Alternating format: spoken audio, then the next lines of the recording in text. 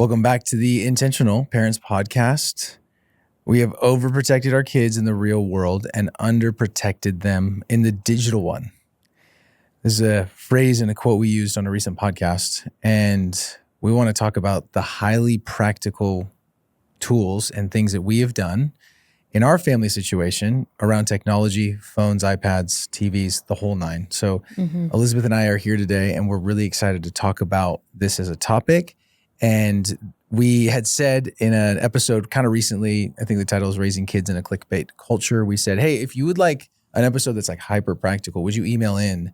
Would you text in? Or, oh my goodness, we should have not said that, because the army of people that were like, yes, please, I raised my hand for that. So that was really helpful, by the way. You know, really I was so encouraged by that too, because I would say most of the emails that came in were parents of young kids who are not navigating technology yet. They really want to understand it now before they get there. Yes. That was super encouraging to me, because I think that's the best time to kind of understand and build a vision for your family and what you want it to look like, and to talk husband and wife of what do we want for our kids, what's important to us.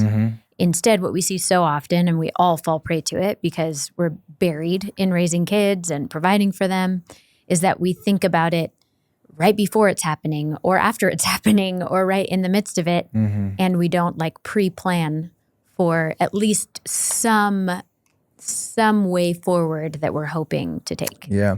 Actually, here's another question I'm going to ask.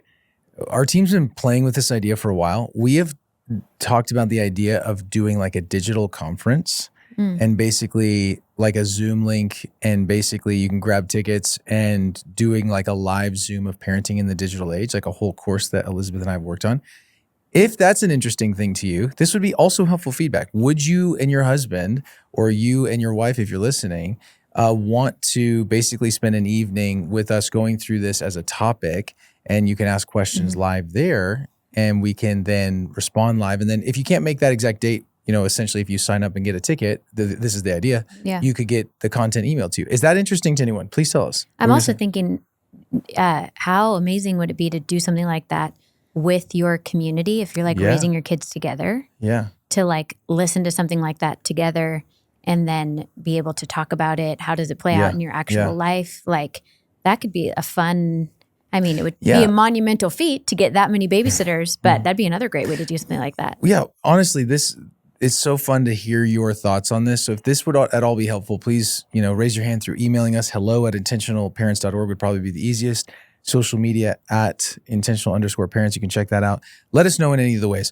Also, just have to mention, thank you for everyone that's rated, subscribed, and left a comment. And also, if you haven't had a chance to do that, I have to say something. It is so helpful when people interact in that way. The algorithm takes it and puts it in more people's feed. Now, I don't love that, but I also love helping people. We want to help people. If this has helped you, that would be just the most simple way to say thank you is, could you do that? That'd be a huge gift. We would love that. But let's get into this today. We don't want to take any more time, but we want to be really practical. We have 8 different foundational rules that we've used that we're going to walk through. And I want to really be so clear about this. We are not experts in this space. We are practitioners figuring this out. These are things that we've drawn from out of the mistakes we've made. We've actually had really strong opinions, and even mid doing this with our kids and giving technology in different ways have actually had to change our mind pretty drastically on some stuff that we were pretty sure we would never change our mind on. And we're going to talk about that. We're going to share and so the just maybe just to set the foundation, it's a messy process, and you're not getting two people that are like, if you just do this, your kids are going to be fine. Your kids are not my kids. And you're going to have to take all this and apply it to your situation and your life and your kids. But I do think there's some richness in all of this and some lessons that I know we've learned that have been very helpful. So maybe, Elizabeth, could you help us really quick? Because I think this sets up the conversation. Just give us the big why. Why are we doing this? Obviously, we know technology has the ability to destroy. We have data. It's taking over a lot of our lives. We don't know how to control that, where the line is. It's messy. So help us understand some of the big why before we get into these foundational rules. Yeah, before I even answer that, I just want to say too, at the end of the episode, we're going to give just some of our favorite resources and books on this topic. This is a topic I do a deep dive into on like a weekly basis. I read every book that comes out. about it or listen to most of those books. So we're going to give kind of some are of the our same thing. That's know. another argument for the people are going to get into. But anyway, yes. You're Okay. right. I didn't mean to cut you off. Sorry. So I heard it said recently, and this made just so much sense of why it's so important to talk about this, why this is such a big deal. We have so many studies coming out now, so many amazing books that are really taking those studies and speaking about them in a way that we can really understand. So no longer can we say that we don't have the data around what all of this is doing to all of us, but especially to our kids. We have like really good data on that now. Yeah. But now we really need the courage. Yes. We need the information and we need the courage. And we need models. We need other families who are moving forward with courage and with thought and intention, that we can be like, okay, I like that idea and I like that idea. And we can figure out what works for our family and our kids, which is going to be a little bit different for every family and for every kid. But I think we have to understand the gravity of why this is so important. And I heard, I was reading a book about all of this recently. It's one of the ones we're going to recommend. And she was likening it to some of the data that we have shows that our kids being on devices, especially social media, all day long, like many of them are, does very similar things to the brain that being on fentanyl, being on drugs, does. Alcohol, yeah. And I mean, you can synthesize it to a kid's brain on tech is a kid's brain on drugs. Like that should wake all of us up a little bit. But she was also likening it to back in the, I don't remember what, I think 50s, somewhere, whenever smoking became really popular and was actually being like promoted by doctors. If my dad was here, he could tell you. But that there were actually representatives from those cigarette companies going to schools and telling kids that they should smoke, that it was good for their health, and that is something they should make a part of their life. And she was likening it to, she was saying, I think we're going to look back in 20 years, and that is how we're going to view phones being in schools during the day. Kids just having the phone in their pocket or in their backpack. We're going to liken it to that. And so I don't say that to like, I am not like a fear-mongering type of person. I don't believe in most conspiracy theories. But the more I read, the more I understand, the more I see how important this is for our kids' overall wellness, wholeness, development, social development, spiritual development. I mean, so important to their spiritual development to not be living a completely distracted life. So, and while our kids are in our home, the responsibility to steward that is on us, the parents. It's not on hoping our kids will figure it out if we suggest enough things. It's really our job to steward them through that. Well, it's a similar deal with substances. Like you wouldn't be hands-off with alcohol. You wouldn't be hands-off with drugs. Actually, we're quite the opposite. It's just a sneaky one because it's not illegal. It's not. It's so tricky. So we just want to empathize with how complicated this is. And our hope today, and I really just want to say this, we want to give you hope and we want to give you encouragement and really courage. We have data, but can we do it? And we just want to remind you, yes, you can. You can undo rules you've put in place. You can change your mind. You can decide to do something different as a family. It's the most noble thing. Does it mean it's always easy? No, but it doesn't mean that it's impossible by any means. So we want to be really clear about this as we get into this, that this is going to be from a place of compassion, grace, love, not a place of if you just do this, you'll be better. You should do it. Feel bad. Shame is never a good motivator. And the hope with this is just to give you courage. So that's what this is. We have data. So how do we get the courage? And that's really what we want to step into. So let's get into those foundational rules before we do. I just want to say one last thing, and I already mentioned it, but none of this is black and white. And I think if we try to make it black and white, our kids reject that because they're like, because it all changes so fast.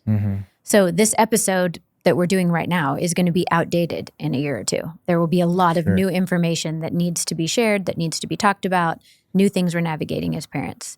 And so this is really gray. I hate gray. I like black and white. Yes. And you may have girls that are not naturally drawn or addicted to video games or technology. You might have boys that are more so, or vice versa. Like this, you do have to know your kids, your situation. Yes. But I think there are some things we can lean towards a little bit black and white on.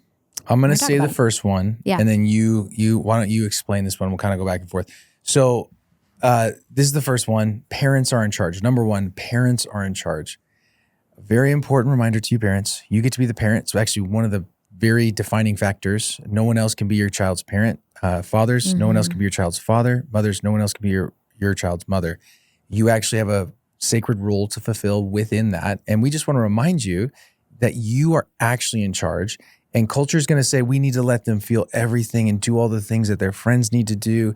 And culture is so loud right now about this. And so I understand the world we're swimming in. So I want to be really fair and really gracious to say, I know the pull, but at the end of the day, with kindness and firmness, it's our job to hold the line of belief of what we know is best for our kids, and you're in charge. So maybe, Elizabeth, give a couple seconds on what that looks like. And what do we mean by that when we say parents are in charge? Yeah, so we're talking specifically parents are in charge of devices and technology. Well, so, of all their life, but yes, specifically that. Yeah. I like the way Dr. Becky, she's the author of Good Inside.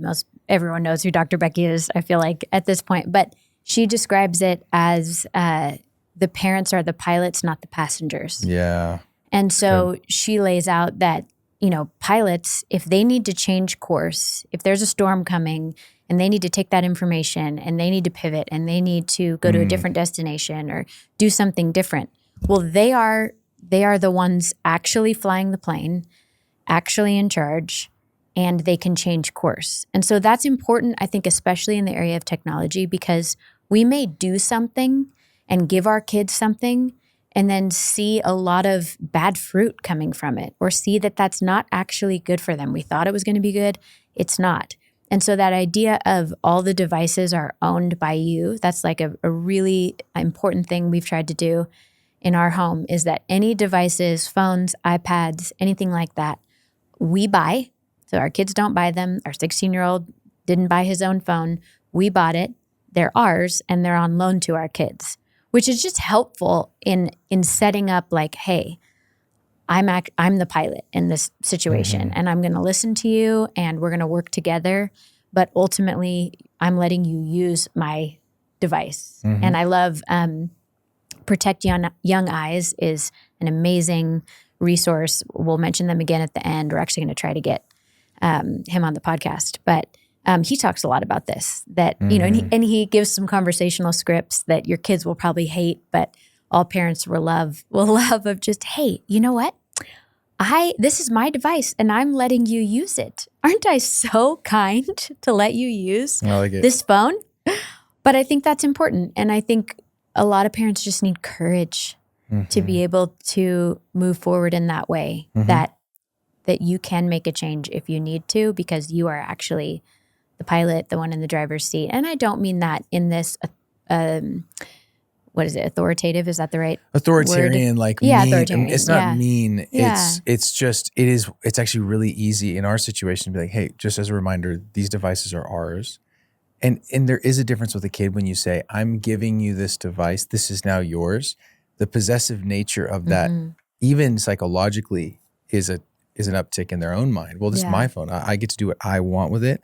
And so from the very outset, it's a communal, engaged with, connected thing. And that bodes really helpful as your kids become teenagers, because there is a very natural drive that begins in them of wanting autonomy, wanting independence, wanting authority over their own lives. I mean, I think half the sarcastic jokes we hear parents make about teenagers is because that is a very real struggle with a teenager of they are demanding an autonomy and an authority that they are not quite ready for yet. And so you have to be talking from a place of experience on this one. So it's this dance of you do need to give them opportunities to make decisions and to practice some of that. To fail, actually. Yeah. But technology and devices, I don't believe is one of those areas. We need to give a lot of opportunity for that. Absolutely. So first you start with parents are in charge. And the idea with that, just as a quick phrase, ownership, when you own something that defines your authority and accountability, it means like, I'm over this still. And that's really the hope really with that one. So you're in charge. Secondly, the first phone, in our opinion and experience, needs to be a basic phone if it can be. And this is a really important one. And starting simple matters because if you think about it, so often you would never give your 13-year-old the keys to a car if they've never had an opportunity to learn how to drive. And a smartphone or a smart looking but dumb phone is actually a way that they learn social and practical skills around technology. And our kids not having phones that have been like hyper addictive as their first phone has actually been really helpful because so often they don't even pick it up. They don't even care. They're quick to be like, oh, yeah. We have to remind them, will you please check your phone? Yeah. Will you please text I'm us trying to get back? a hold of you. Will you please call us? But I think it's important to define what is a basic phone. Yeah, I was about to. Yeah. So what do we mean by that? Yeah. So there's a couple of different ones. Like there's the Gab phone. We've done the Gab phone. We've done Pinwheel. There's other apps like there's a Bark phone. There's a Light phone. These are some of the practical things. I know for us, we'll just speak to what we've used. We use the Gab phone, which is pretty basic. And that was really helpful for just like we can call and we can text. And that's all it could do when we first got it. There were no other options. It could only call or text. Now, if you still buy their very basic phone, I believe that's all it can do. But then now they have other options where you can, if the parent puts them on the phone, they can have other apps and things like that. But when we first started, it was only call or text. It was a big decision of like, do we get a landline? Yeah. Do we get that? And this is what we decided to make our house phone. And we never let it be Duke's phone or Scarlett's phone. It was the Moser house phone or the Moser kids phone is what we called it. And the Gab was our first step. And then our son got a little bit older and he was like 13, 14-ish. And we moved to the Pinwheel. And the Pinwheel was pretty cool because what we did with that one, it allows more apps. The cool part about Pinwheel is a group of therapists, psychologists, brain health folks get together and they basically decide what apps are even going to be allowed on this phone. And then they give you a green, yellow, red as far as like, if you go to download an app that you can even download, it gives you a heads up of if this is green, pretty great all the way through. Yellow, like here's some problems. Red, like we would suggest not, but it's like for example, Apple Music would be red because there's access through Apple Music to all sorts of music videos and different stuff like that. And so, and it tells you why it's rated red. Tells you why. Yeah. And that's helpful. So, and again, that's like a see-through phone, we call it. So we can see, it's an app. So we have the app, our kids have phones. We can see our kids' texts.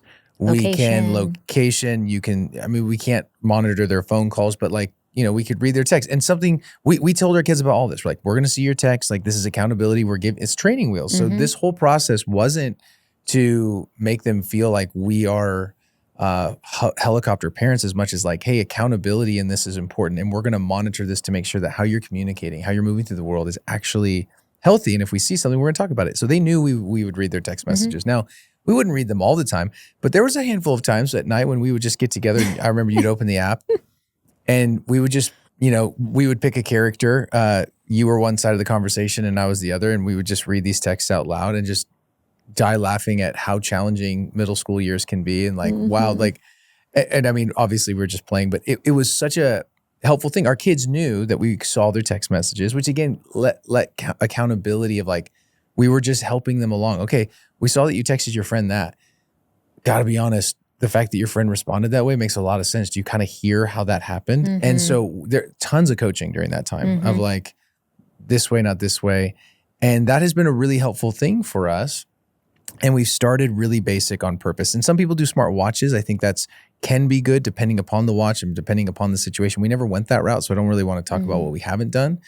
But again, Protect Young Eyes, they have I think it's a whole like YouTube video on if you do go like an Apple Watch route, what you need to do with all of the settings to just make it a safe device. So that's super helpful. I would imagine there's parents listening who are like, okay, but at what age did you start? At what age did you get a gap phone? Yeah.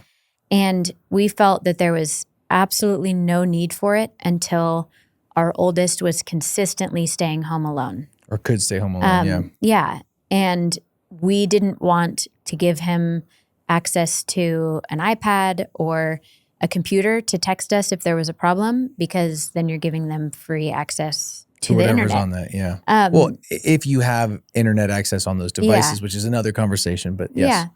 And then we wanted, if they weren't actually with us, we wanted a way to be able to get a hold of them. So I believe we got that like first 11. Phone when Duke was like 11. 11, almost 12. Yeah. And then he kind of primarily used it because Scarlett was still 9 or 10, but then she would use it once in a while. And the nice thing is once Duke moved up to the pinwheel, Scarlett got the upgrade. She's like, oh my gosh, I get my own phone. I was like, technically still ours, but yes, you'll be the primary one that we get a hold of. But let's talk about the very realness of that. Like when it was the two of them sharing it, they had to navigate, especially as they got a little bit older. This was so funny. Well, I need the phone because I'm babysitting, or I need the phone because I'm doing this.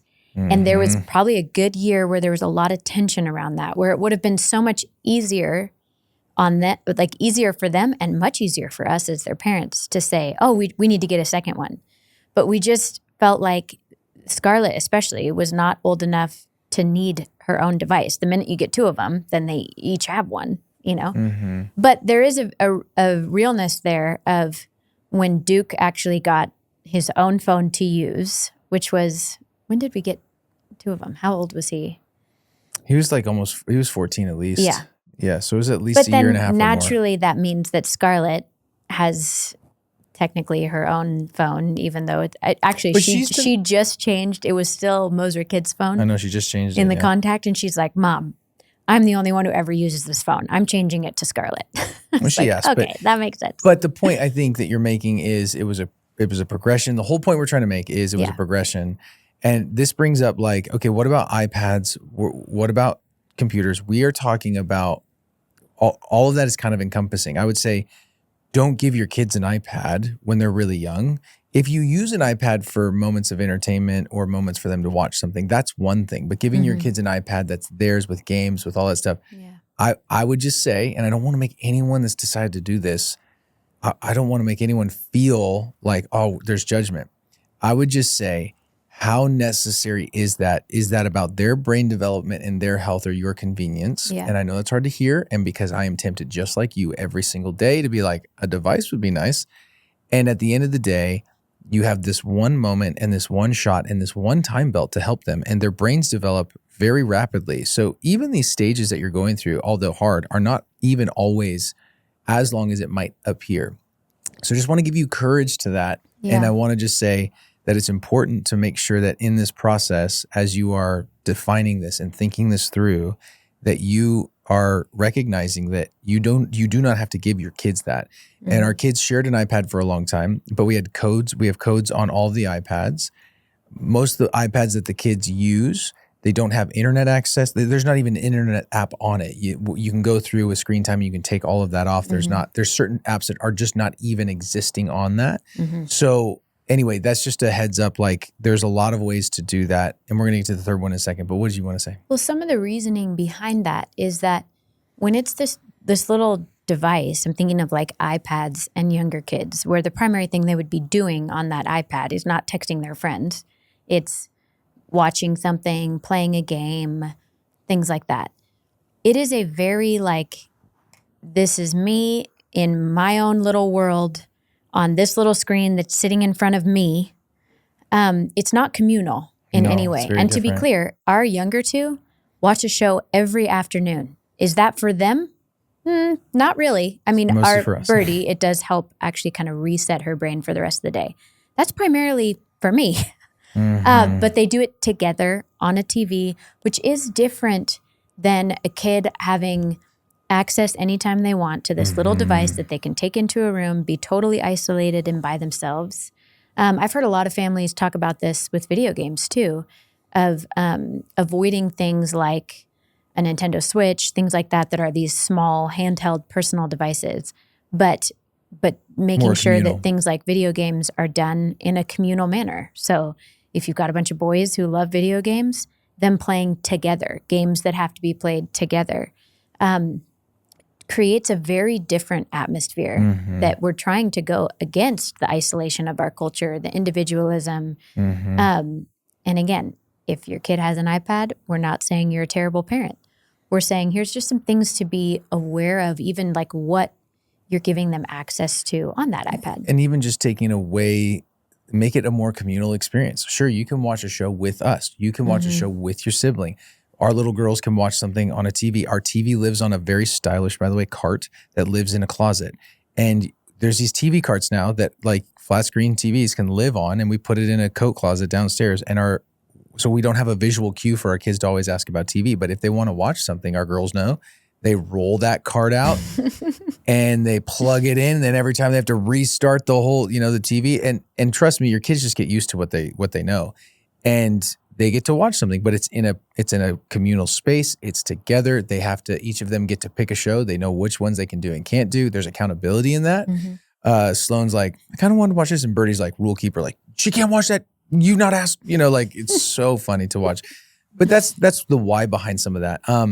So first phone, basic phone. And we're going to get through these. But again, this is practical on purpose. So we're going to get even more in the weeds, but the next one, 3, let's talk about that. Smartphones come with driver's license or later. Do you want me to explain this, or do you want to explain this, honey? You can go ahead and start. I'll start. Yeah, I'll just explain really quick. We had a very, very hard rule that we were not going to do any sort of iPhone or smartphone like an iPhone until our kids were 18. Now, this was some of our lack of experience, idealism, and desire to really like protect our kids. And so that was our rule. And our kids knew it. We talked about it.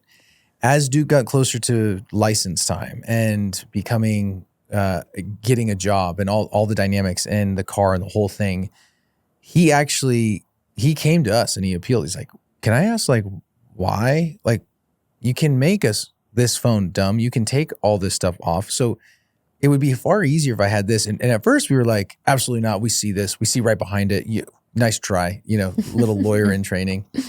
And then he actually made a really strong point. And we realized like, we need to change our mind about this. Well, because we realized that if we waited until 18, now Duke is old for his grade, so he will still be finishing up high school when he turns 18. But we realized our thinking in that he would turn 18 and he would have, most kids are going off to college. Like a lot of kids are out of the home around that time. And we realized, we actually want him to have some time learning to navigate this while we are still his guide, while it's still our device, not his. Because we had said not till 18 and we're not buying it for you. But realizing that doesn't give us any time to help him learn and grow, to start with it super locked down, and then as he matures and gets older, being able to pull off some of those restrictions and see how it goes. So we really needed to change our thinking there. Now, that said, you might have a kid that's not ready for it at 16. So it's not like a guaranteed, you get a driver's license, you get a phone. Also, for some kids are getting their licenses later and later and later because they don't have, mostly because they have phones and they don't have a felt need for the social interaction, for being able to go pick up food. They can just order it delivered. So it also is kind of this built-in motivator for them to want to get their driver's license. Yes. And things like that. So that was took us several months of really like from a hard no to a maybe we need to think about it. Maybe there's something here. Let me say something before you keep going, because this bleeds into the next 2, because we're talking about smartphones specifically. We were talking 18, but we have to make it hyper clear.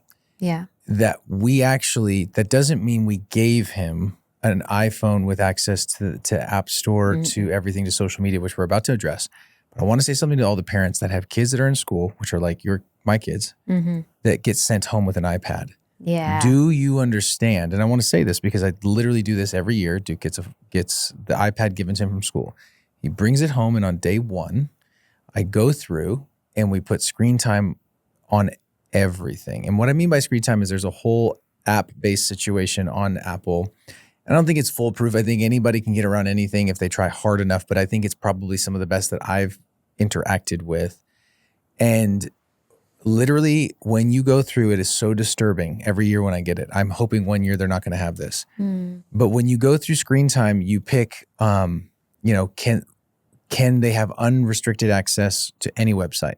When you get the iPad, you go into the settings, you see that they have unrestricted access to everything on the internet. Those iPads are not locked down barely at all. Now, I know there's probably some educators listening, and there's probably people in schools, and maybe this isn't your school situation. I'm just saying for us in our situation, and sometimes they're locked down at school, sometimes they're not. All I'm saying is there's not a clear rule around any of this. And so all I'm trying to highlight, do not assume. No. Get those iPads and just if they're in your home, they fall under the umbrella of the rules of the home. And that's what we do. And so we lock it down, meaning you can have, you can't have unrestricted access, but I think the options are unrestricted access, limit adult websites, and then only approved websites. It's tricky because they need to be able to go online at school. Because they use it. So we do limit adult websites, but then we also have a handful of things on there that are helpful. So I'm just want to put that in your ear for like, that's what we're doing with our kids. We are getting those iPads and we're saying, hey, they fall under the house rule. Again, this is protecting your kids. This is thinking, and this is not overdone. But right now, friends, this is the moment that we will all be remembered for as parents.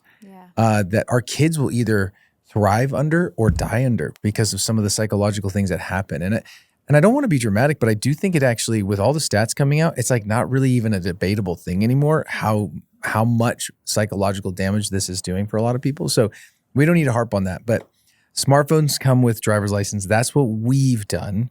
But number 4, why don't you say this one, honey? And this is one we have stuck with. Yeah, we've not changed our mind on this. No social media until 18.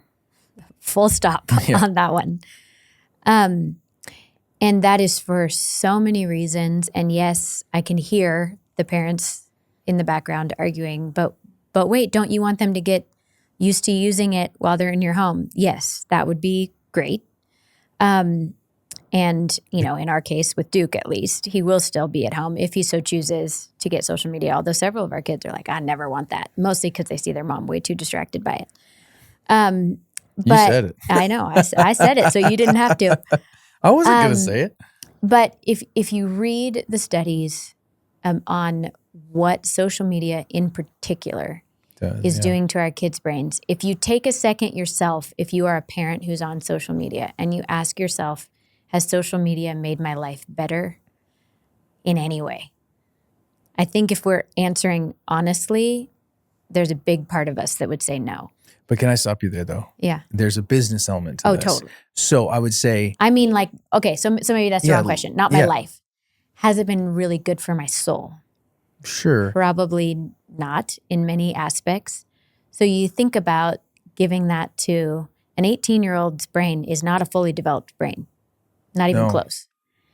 And so... Still about 9 years technically for a male brain and about 6 for a girl. Yeah. Yeah. And, right now, all the recommendations from the CDC, the rules that obviously nobody is actually having to enforce, but like technically you can't open an Instagram account till you're 13. All you have to do is click a thing and say that I'm older than that, and you can open one. But the recommendations from like legislators is 13 plus is what is recommended. Well, in Anxious Generation, it's laid out really clear that recommendation had nothing to do with what was actually good for the kids. That was actually because legislators were debating if it should be older or younger, and they couldn't agree, so they settled in the middle on 13. So that recommendation that it's okay for 13 and above is not for the good of your kids. It was never created to be for the good of your kids. Never. And so that's where like just educating ourselves and understanding, and I am not the kind of person that enjoys reading studies. And thankfully we have so many books now that have done all that research for us and are just putting it in one paragraph so that we can understand. But let me, so I agree obviously with everything that you just said. And again, this is what we've done. So this is not law, but here's what we've decided. we're not going to gamble with it. At the end of the day, if we're taking a risk, we're not doing it with our kids' brains. We're just not going to do that. So that's where we've landed. It's pretty logical, but also been really prayerful at the same time. And this is where our conviction is. And your conviction may be different, but I guarantee you that there is a massive social difference when kids have access to social media early versus not. And you see it everywhere. Yeah. And it is just absolutely astonishing to me to see the difference that it makes when you don't have access. Yeah. So let me just also say with all this, your kids, the idea of your kids ever needing social media is, I think, a lie of culture, right? Yeah. Like you're needing social media and needing to know how to navigate it to be a successful human. I do not agree on those terms. I do not think that absolutely is the case. I think there's probably going to be, my guess, maybe it's a prophetic inclination, that those who actually change the world in the future are going to be those that can actually think by themselves for long periods of time and are not distracted constantly. I think those are going to be the people that change the world. Now, is there anything wrong with social media? Well, yes, but are there benefits? Absolutely. And I want to highlight, for some of you, there's no guilt and shame here. Like, we use social media to help people in the arena of spiritual formation in the family.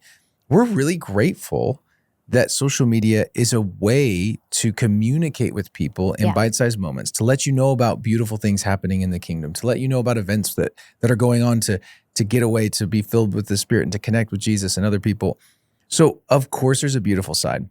And I think if your kids can learn that and put it in the right categories, that's beautiful. I think one of the best practices, I know I've been practicing this lately, I haven't even told you this, but basically you just have a certain section of your day that's given to social media, because you have to have digital credibility as a business in your world. In a nonprofit space, in a business, digital credibility is something you can't ignore. And there is it's not nothing. Having a digital presence is actually important in our moment.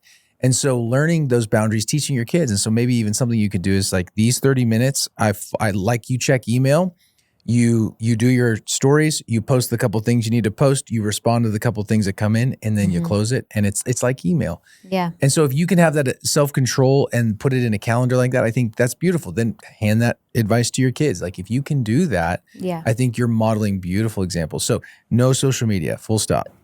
Few more things in that though. Yeah. I'm thinking of,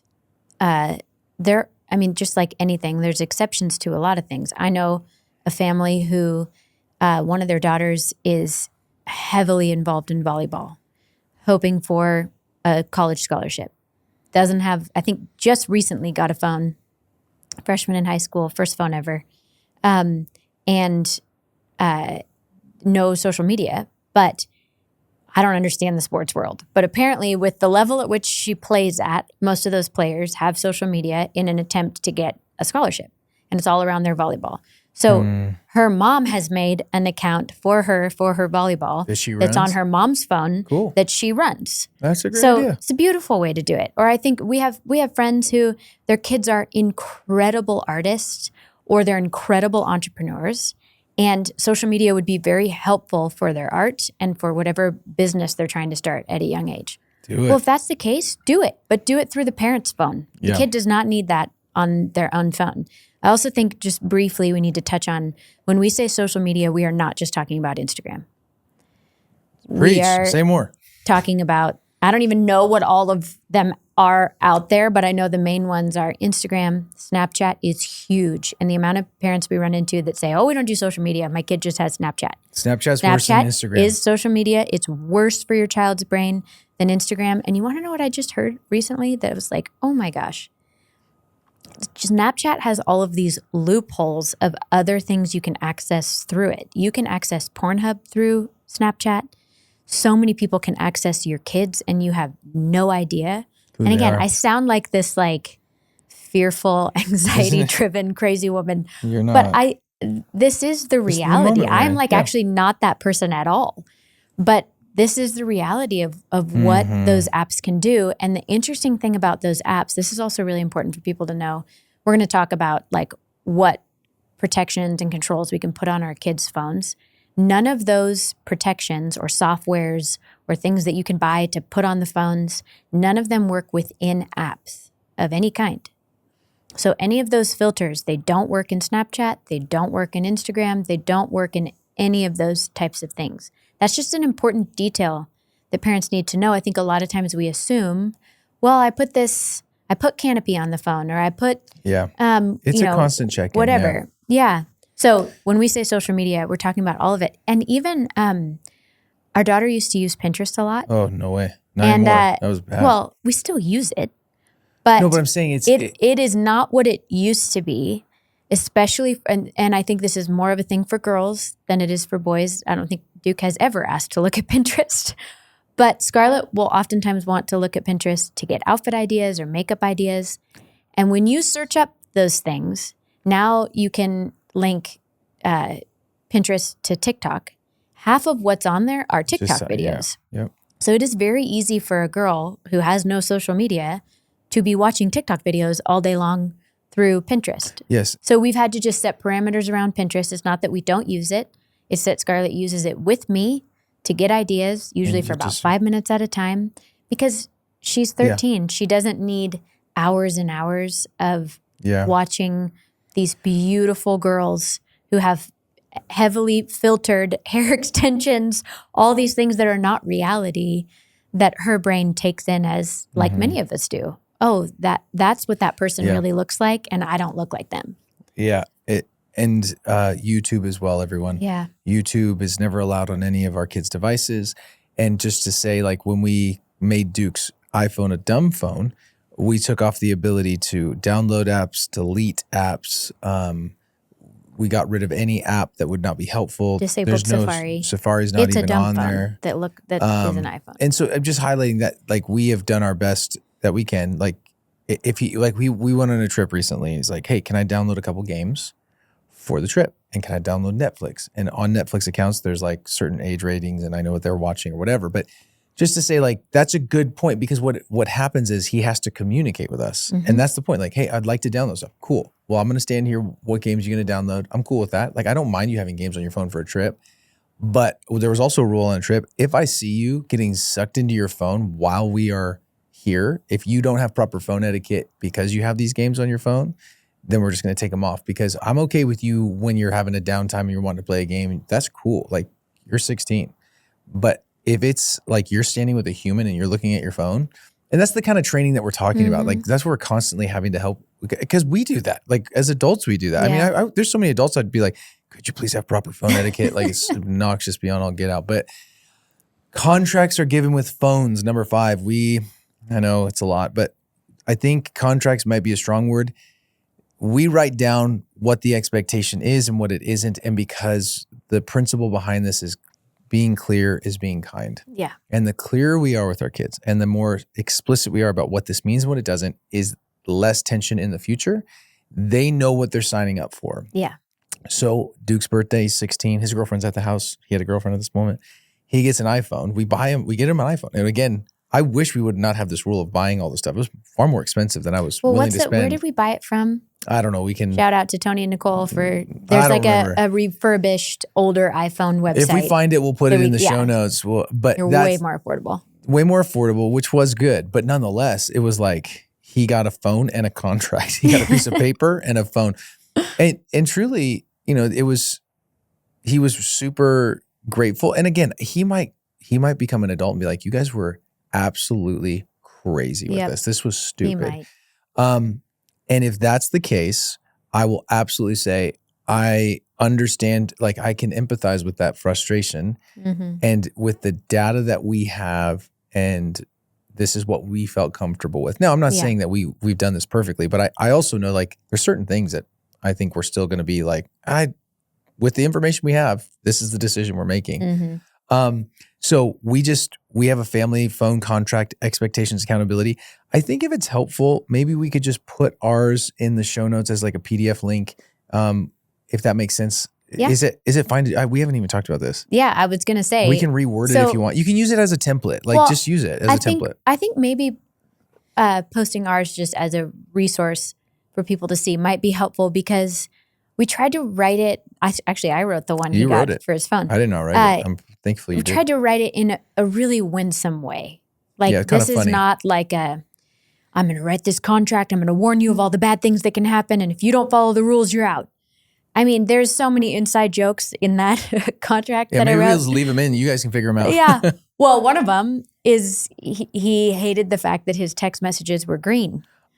Because the pinwheel phone is like a Samsung phone, I think, that's been like reprogrammed. And so in there it was like, I can't remember, it was like one of the rules around the phone, and I just put, and if you're tempted to argue, just remember the color green. Yeah. Just highlighting like, hey, if this becomes an issue, we're going to go back to the other phone. He actually had when he started high school, he's like, it wasn't huge, but he's like, Dad, I mean, I'm texting people and it's like green. It's almost like embarrassing. As I stopped and I was like, son, let's just be honest. You have blue energy, right? Like you give the vibe of texting in blue. But yeah, we also gave him with the social pressure and pushback, we also gave him full permission to make us the bad guys. So we said, yeah, we did. If you're feeling like embarrassed by that, you have our full permission to say, yeah, my parents are really intense with technology.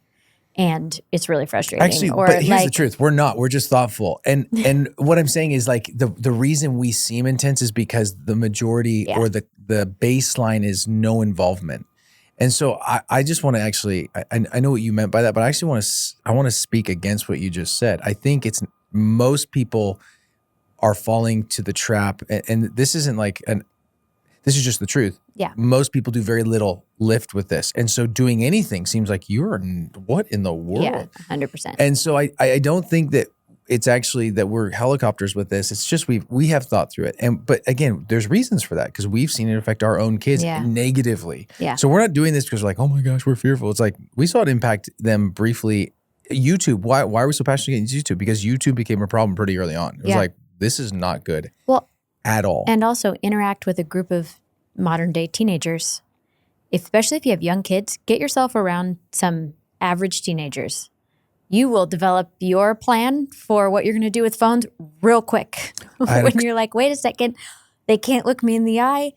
I can like feel their anxiety coming off of them while they stare at their phone because they're so anxious. And now that's no shade against, I understand why they are feeling that way. Well, it's your coping mechanism. Yes. They've learned that to cope instead of having to learn the skill of actually engaging. We want a different way. And what I mean by giving Duke that permission is not actually that I believe we're being too intense. No, although we might be, and we may have to do some repair around that. Yeah. We don't know yet. But was to him and the environment that he's spending Monday through Friday at school around kids whose parents have, all these kids who have almost no rules around technology. To him, it's going to it does feel intense to him. But the truth is too, you have to teach your kids what to do when they see stuff because all their friends, especially at our son's age, it's very common for him to just like his friends just show him stuff. And so, I mean, even when Charlie Kirk's assassination happened, like seen it before he got home from school. In 2 seconds, he saw the full video. I ended up seeing it unintentionally as well on social media. And I just remember what that did to my soul. And I'm like, my son saw this, and walking him through it. So it's not a foolproof situation. The thing that we're trying to do is set up some of those guardrails. So let's move through this because I know we got a couple more. So one of our very just clear, concrete, foundational things is number 6, no phones in the bathrooms or bedrooms overnight. Ironically, you never need your phone in the bathroom. It's just, I mean, honestly, if you're talking to people while you're on the toilet and they knew it, they would probably be like, could we just not do this right now, knowing this is challenging? But all that said, I would just say that's a very simple one. And there's tons of studies around this disruption of phones and sleep, obviously. Even just them being in the room, even if you're not on them. Yeah. Lisa D'Amour, I think is how you say her last name. She has a lot to say about this. She has great stuff to say on parenting teenagers. But she has, I think, a whole podcast episode on that study and phones in the bedroom and how parents need to go first by getting phones out of their bedrooms and do it as a whole family. Like as a family rule, none of us have phones in our rooms overnight. None of us have phones in the bathroom. And so that's definitely one that works much better if it's a family rule. Absolutely. And truly, if we're being honest, our phones are in our room at night. They are right now. And every time I hear those studies and hear all of that, I'm convicted and I'm like, I need to go buy an alarm clock. To be fair though, well, actually, I have an alarm clock, but I can't hear it. It's a way, yeah. I mean, actually, our phone's in our room, but it says because of charger, but it's over on a stand. But nonetheless, if we're being fully honest here, their presence is in our room. I haven't found that affecting me, but I don't disagree with this. So yeah. Number 7, and this is an important one. Phones are monitored by parental controls, protections, and software that we can observe. Yeah, we've touched on this a lot. So maybe let's go through some of the practical of what they are. So we'll do the first one. Rapid fire. Take notes if you're wanting to know the specific things. And again, in a year, these might be obsolete. There'll be new ones. Or there could be better ones. Or these might be better in a couple of years. I love that there's more and more and more of this coming out, which is so great. So, and these tools don't replace parenting as much as I wish they did. They still require parental observation. There's still engagement, technology that can have bugs and not work perfectly. But things like Life 360 for when your kids start driving. And again, not foolproof. There's about every 3 weeks or so, something gets switched off and we can't see Duke's location and he has to go back in and switch it back on. We're still figuring that one out. Yeah. But yeah, that's helpful. But if you want to know where they are, Life 360 might give you a lot more anxiety, but can be helpful. Bark and Canopy, I believe they both have like that mirror, like parental app where their phone kind of becomes a mirror and you can monitor. Canopy has some amazing like image filtration. So text messages, Safari, it filters out inappropriate images. Using screen time settings, we've talked a lot about this. It's pretty robust. Again, Protect Young Eyes has a lot of information on how to use that. Yeah. Things like locking apps. So if there's certain ones you want to put, downtime. Like our son's phone shuts down at a certain time, doesn't turn on till a certain time. Well, that's not true. It not shuts down. Most of the apps that would be any sort of distracting music, podcast, stuff like that goes off at a certain time and doesn't come back to a certain time. Yes. That's also because we're trying to encourage him to start his day not listening to a podcast or other things, but to literally not pick his phone up first thing, which is not in his room, but then to actually say, no, the best way to start the day is to take a moment of prayer, take a moment to read, take a moment to process. Now, we're giving him that advice because we have found it so helpful and informative in our life. Now, he doesn't have to do that, but I encourage him to look at successful men over history. Here's a consistent theme with all of them, son. They all have a moment of pause and reflection and reading and prayer and centering. So anyway, things like that. That's a good one. Yeah. And I think we can move on to the last one. Number 8, parents can change the terms at any time. Just like technology. We're going to give you the courage here. You can. Yeah. Technology is constantly evolving. Yes. Phones and apps and what they can do constantly evolving. So our policies, so to speak, our digital rule of life, our rules around technology in our home also need to be evolving and changing, which means the parents have to have the courage and set the precedent in their home that we can change the terms at any time. Now, I don't mean you feel like your kid's on their phone too much and so you just come in and you grab their phone and you say, I'm not going to let you have it from this time to this time. Especially as our kids get older, one of the most helpful, important things we can do for them is bring them into the why, help them understand, understanding the information and adopting the information as their own are two different things. Low chance that your teenager is going to be 100% bought in to your digital rule of life and agree with it and say they want to carry it on into their future and for their kids. Low chance. But we can bring them into the why and not just technology's bad for you. You shouldn't be on your phone so much. Yeah. Shame can enter here so easily, especially if we don't have boundaries.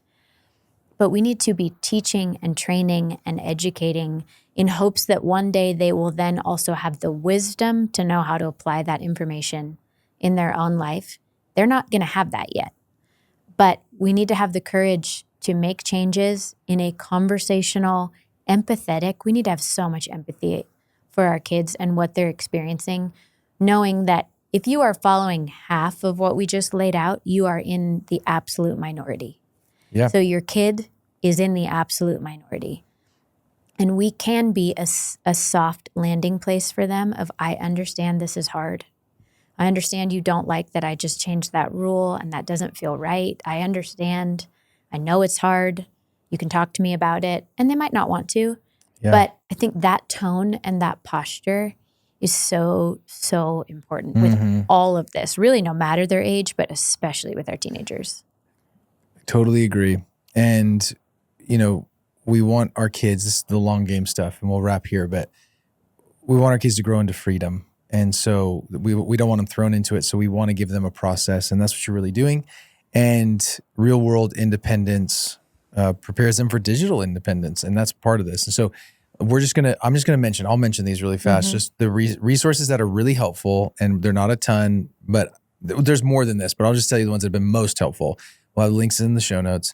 The Anxious Generation, Jonathan Haidt, 10 Rules for Raising Kids in a High-Tech World. Great. The Opt-Out Family, that's another option. You can literally just be like, I eject. Now, I think there's beauty to that. Intense. Read that book. Yeah. What I'm trying to highlight is like, I don't actually agree with all that. I actually personally, I love their heart behind it. I also think like, personally, I wouldn't land there, but I'm also thinking that for some, this might be that could be helpful. So I want to just say, we're not suggesting things that we just love. We take the good and then apply it to your situation. You might not agree with that whole thing. And I'm saying it out loud. I don't love all of that for our family, but I think for their family, it really made sense. And that's beautiful. And there's no judgment there. You got to do what makes sense.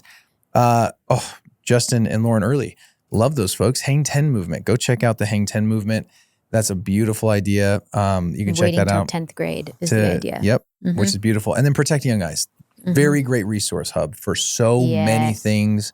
And I would say just have that as like a saved spot that you're going to often to kind of be updated.